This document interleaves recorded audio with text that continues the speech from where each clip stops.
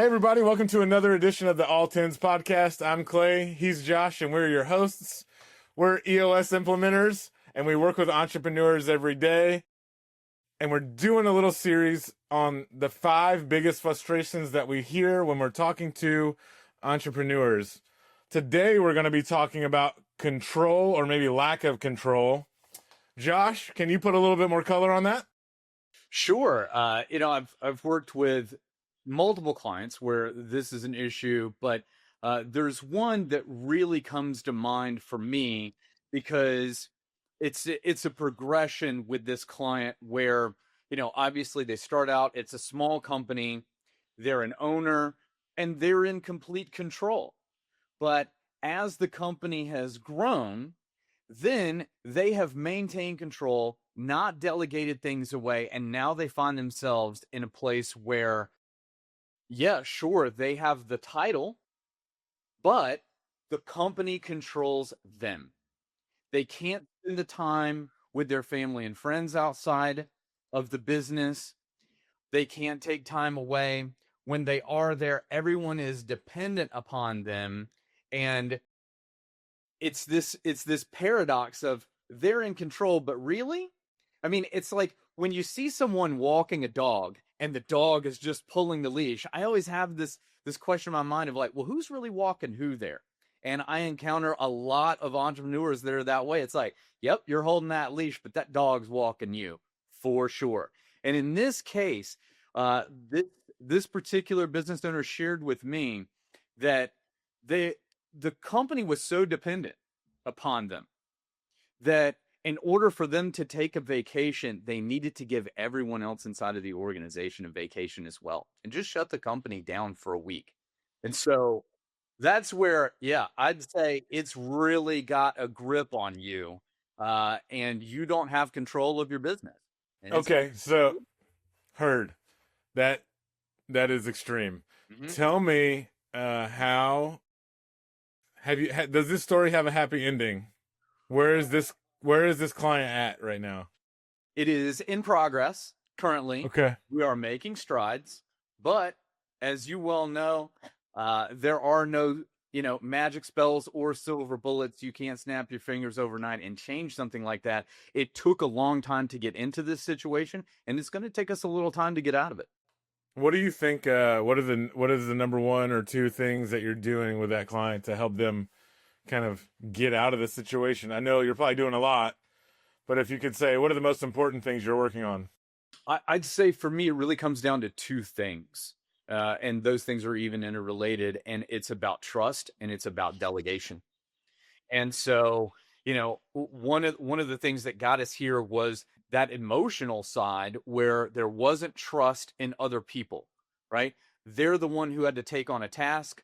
So they like to do it. They like doing it their way. And then there's that lack of training and delegation to get it off their plate so they can continue to elevate themselves within the business, and that lack of trust to pass it off. And so we've got to have, this is a complicated one because we've got to have the right people there that can be trusted, because if you go to delegate and you still don't trust those people, you don't have the right people, you know what I mean? So it's like, it's all interconnected here. And so we're having to work on team health. We're having to work on the ability to be able to effectively delegate. So there's multiple things in play here. Something's coming up for me and I'm trying to put my finger on it. I was there 100%. There's this thing around if you're going to delegate the work, you got to have the right people and right skills and all that kind of stuff. And I guess there's a possibility that if you've been in really tight control of the business and haven't let go of anything, then you don't have any of the right people. Or you might have the right people, but they might not have the skills or whatever. And that might be true, but in my experience, that's a lot of nonsense. And people below you are actually just like yearning. The rest of the team is like, just like, please give me a chance to try. Yeah. Right. And there's like this, and so, I think, trust, maybe another word for it is like a little bit of faith that, you know, these people know what you expect. They've been working with you for some amount of time, probably not since yesterday, probably for some time. Have some faith that they're going to do good work and do it in the way that you want. And also know that they're never going to do it just like you. Absolutely, 100%. If you're going to grow and scale a business, there's a lot of things you got to let go of. And you've got to be okay with things not necessarily being done your way or small mistakes. I had a great mentor earlier in my career, and they had a rule that it was no big mistakes. Like, we can't hit an iceberg here, right? So if we're going out, like, we can take small risk, have some learnings. If it's easy to unwind something, great. And even if we make one of those mistakes, well, then understand, learn from it, and don't make it again. But trying to hold on to things so tightly that nothing ever goes wrong, I mean, you're going to plateau there. There is going to be a limit, and it's going to be you as that business owner who's holding on to those reins so tightly. 100%. Yeah. I mean, literally every client that I work with has at least one person on the leadership team who really, really struggles with delegation. And it's as much about trust as it is being willing for people to not do it like you, as it is a little bit of faith.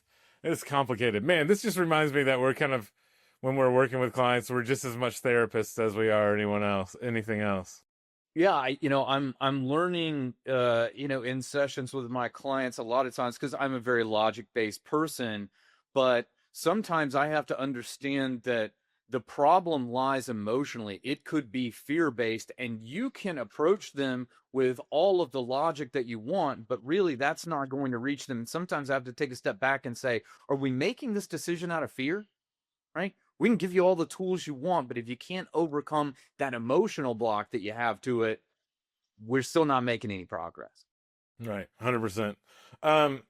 Cool. Well, I think that was a really insightful share on like the control issues that our clients face. Josh, what nuggets do you have to leave our listeners with? Any kind of one thing to remember?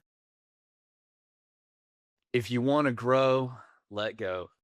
Oh man, I was gonna have one to share, but I don't think I should, because that was such a good way to end the podcast. Great. It might be if you want to grow, let go. Put that on a t-shirt. Everything you say, I'm gonna put on a t-shirt. Well, we might start selling t-shirts off of the pot. There we go. We got a merch store. Cool. Well, why don't you wrap it up for us here, Jesse?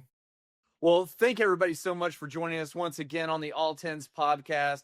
And on your favorite streaming service, wherever you find us, please rate the episode 1 to 10. We're always striving for those 10s. And if it's not a 10, tell us what you want or how to improve. And until next time, take care.